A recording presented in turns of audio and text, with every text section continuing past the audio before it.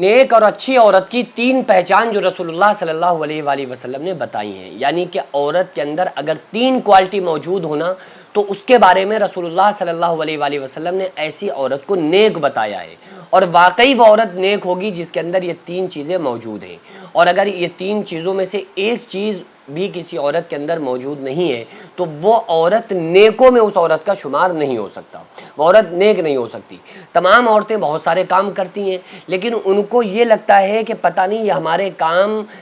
کس لیول کے ہیں، کس لائق ہیں۔ تو بس تین چیزوں کے ذریعے سے عورت کی پہچان کی جا سکتی ہے کہ وہ عورت کیا ہے، عورت نیک ہے یا نہیں ہے، بد ہے، اچھی ہے، بری ہے، کیسی ہے۔ یہ تین کوالٹیز اگر آپ کو کسی عورت کے اندر مل جائیں تو آپ سمجھ لیں کہ یہ عورت نیک ہے، کیونکہ یہ علامات، یہ پہچان، یہ تین پہچانیں میں نہیں بتا رہا ہوں بلکہ میں آپ کو حدیث سنانے والا ہوں جو رسول اللہ صلی اللہ علیہ وآلہ وسلم نے تین علامات بتائی ہیں، تین پہچان بتائی ہیں نیک عورت کی۔ سب سے پہلے آپ وہ حدیث سنیے، حضرت ابو ہریرہ رضی اللہ تعالیٰ عنہ سے روایت ہے کہ رسول اللہ صلی اللہ علیہ وآلہ وسلم سے سوال کیا گیا کہ یا رسول اللہ صلی اللہ علیہ وآلہ وسلم کون سی عورت سب سے اچھی ہے، یعنی کہ نیک عورت کون سی ہے، اچھی عورت کون سی ہے، سب سے اچھی عورت کون سی ہے؟ تو آپ صلی اللہ علیہ وآلہ وسلم نے فرمایا سب سے بہتر وہ عورت ہے کہ شوہر اس کو دیکھے تو خوش ہو، یعنی کہ عورت اپنے آپ کی ایسی کوالٹی بنا کے رکھے، خود کو ایسا رکھے کہ جب بھی شوہر اس کو دیکھے نا تو اس کو دیکھ کر خوش ہو،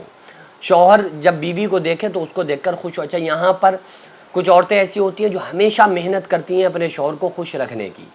لیکن کچھ شوہر ہی غلط ہوتے ہیں، کچھ شوہر ہی ایسے ہوتے ہیں جو بیویوں سے کبھی صحیح سے بات نہیں کرتے ہیں، کبھی ان سے ان کا مزاج نہیں ملتا ہے، کبھی ان سے تمیز سے بات نہیں کرتے ہیں۔ تو اب یہاں پر عورتیں کہیں کہ بھائی ہم تو بہت کوشش کرتے ہیں ہمارا شوہر ہمیں جب دیکھے خوش ہو، ہم بہت میک اپ بھی شوہر کے لیے کرتے ہیں، بہت زیادہ اچھے کپڑے بھی شوہر کے لیے پہنتے ہیں،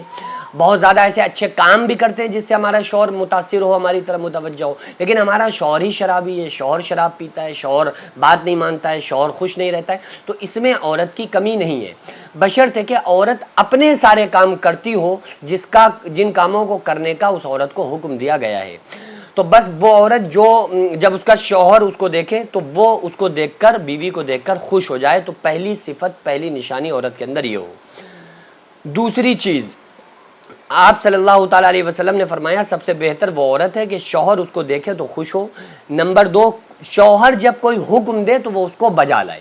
یعنی اگر خاوند شوہر بیوی کو کوئی حکم دینا کہ جاؤ تمہیں یہ کام کرنا ہے تو بس اس کو وہ کام کرنا ہے، وہ کام کرے، حکم بجا لائے۔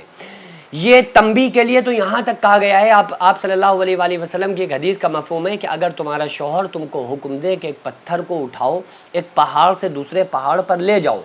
عورت لے جاتے دم توڑ دے تو بھی اپنے شوہر کا حق ادا نہیں کر سکتی ہے۔ یہ تنبیہ کے لیے کہا گیا ہے، حالانکہ کوئی شوہر ایسا کہے گا تھوڑی کہ یہ کرو، بلا وجہ کے کام شوہر کیوں کہے گا؟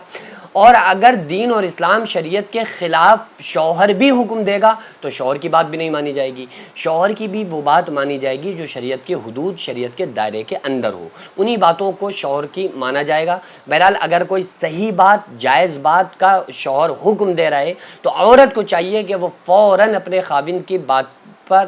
کو مانے، حکم کو مانے اور اس کام کو فوراً بجا لائے۔ نمبر تین، اس کی تیسری نشانی عورت کی، بہترین عورت کی کیا ہے؟ اس کی شوہر کی غیر موجودگی میں اپنی ذات یعنی اپنے آپ یا شوہر کے مال میں ایسا تصرف نہ کرے جس کو شوہر ناپسند کرتا ہو۔ یعنی اگر شوہر نے کوئی اپنا مال رکھایا ہوا ہے، اس کے پاس، بیوی کے پاس شوہر کا مال رکھا ہوا ہے، یا بیوی خود چونکہ جو ہے نا، بیوی اپنے آپ میں یا اس کے مال میں سے بیجا خرچ نہ کرے، ٹھیک ہے، اپنی آنکھوں کی اس کی غیر موجودگی میں اور موجودگی میں اپنی آنکھوں کی حفاظت رکھے، اپنے آپ کو ایسا رکھے کہ کوئی دوسرا شخص جو نامحرم ہو، اجنبی انسان عورت کو نہ دیکھنے پائے، اپنے میں سے تو وہ حق ادا یہ کرے۔ اور شوہر کے مال میں سے یہ ہے کہ اس کو، شوہر کے مال کو شوہر کی اجازت کے بغیر ایسی جگہ نہ خرچ کرے جہاں شوہر کو پسند نہیں ہے، یعنی شوہر چاہ رہا ہے کہ بھئی یہ فلاں انسان کی ہیلپ ہماری بیوی نہ کرے، ٹھیک ہے، تو بیوی اگر کرنا چاہ رہی ہے تو شوہر سے اجازت لے کر کرے، یہ نہیں کہ وہ بغیر شوہر کی اجازت کے وہ یہ کام کرنا ہے، شوہر کے مال میں سے، شوہر کے پیسے میں سے دینا شروع کر دے بغیر شوہر کی اجازت کے۔ اگر شوہر وہاں کے لیے منع کرتا ہے، شوہر کو تکلیف ہوگی وہاں سے، تو ایسی کنڈیشن میں شوہر کے مال میں سے کوئی بھی بیوی کوئی بھی خرچ نہیں کر سکتی ہے۔ تو یہ تین چیزیں جس عورت کے اندر موجود ہیں، ایسی عورت کے بارے میں آقا علیہ الصلوۃ والسلام نے ارشاد فرمایا کہ وہی عورت سب سے اچھی عورت ہے جس کے اندر یہ تین صفات موجود ہوں۔ تو ہم تمام لوگوں کو چاہیے کہ ہم اپنے گھر والوں کو یا آقا علیہ الصلوۃ والسلام کی حدیث سنائیں، نبی پاک صلی اللہ علیہ وآلہ وسلم کا یہ فرمان بتائیں، اور عورتوں کو چاہیے کہ وہ اپنے اندر، حالانکہ جو نیک اچھی عورتیں ہوتی ہیں ان کے اندر یہ کوالٹیز موجود ہوتی ہیں الحمدللہ، لیکن اگر کوئی خامی ہے بھی تو اس کو پوری کر لیں، خامی ہے بھی تو اس کو مضبوطی کے ساتھ اس حدیث پر اگر عورتیں کر لیں، عمل کر لیں، تو انشاءاللہ تبارک و تعالیٰ ان کی دنیا ہی ان کے لیے جنت بن جائے گی،